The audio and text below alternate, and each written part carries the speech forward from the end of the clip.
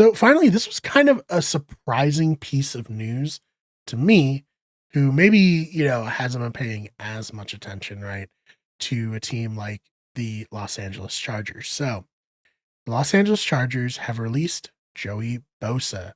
That's right, the 2016 third overall pick was drafted by, at the time, San Diego Chargers, but now the Los Angeles Chargers, and has won NFL Defensive Rookie of the Year. He's been a 5-time Pro Bowler, including this last year. And he has just been an all around really solid player for the Chargers, compiling 72 sacks, 343 tackles, 17 forced fumbles, 4 fumble recoveries, and 3 pass deflections. However, this last string of 3 years, not as great. He started off about as hot as you can get, right? 2016, 10 and a half sacks. 2017, 12 and a half. 2018, he was hurt, 5 and a half. But then he came back in 2019, had 11 and a half.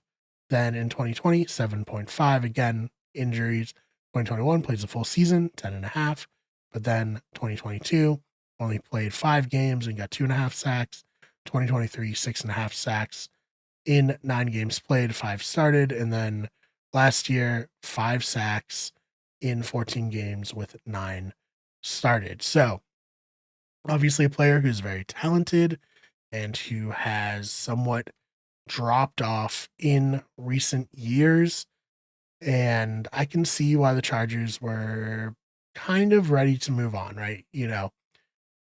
He has been such a good player, but it's probably over for him as, a premier defensive end. I think he could definitely provide value as a rotational guy.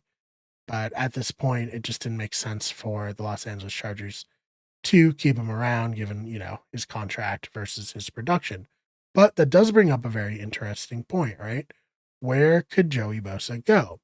Well, his brother, Nick Bosa, the second overall pick in the 2019 draft, who's been the Defensive Player of the Year in 2022, Defensive Rookie of the Year, much like his brother in 2029, a first-team All-Pro in 2022, 5-time Pro Bowler, has 62 and a half sacks, 261 tackles, 11 forced fumbles, 4 fumble recoveries, 2 interceptions, and 9 passes defended, is just down the road. Nah, just a little farther. And it's also up the road, I guess. Oh, that'd be from San Diego. Across the bay to San Francisco. A short flight, we'll say that, to San Francisco. So, can we see the Bosa brothers together in San Francisco? I think, honestly, that's what's going to happen. And I think Joey Bosa would probably be open to potentially taking a bit of a pay cut in order to stay, or I guess get the opportunity to play with his brother, to be there. And then that'd be a very interesting duo. One, because it's fun, 2 brothers playing together, playing defensive ends. But 2, if Joey Bosa can return to form, that would be dynamic and absolutely unstoppable, duo of defensive ends. So if you're a 49ers fan, what are your thoughts on the potential of Joey Bosa? Geez, cannot pronounce Bosa for some reason.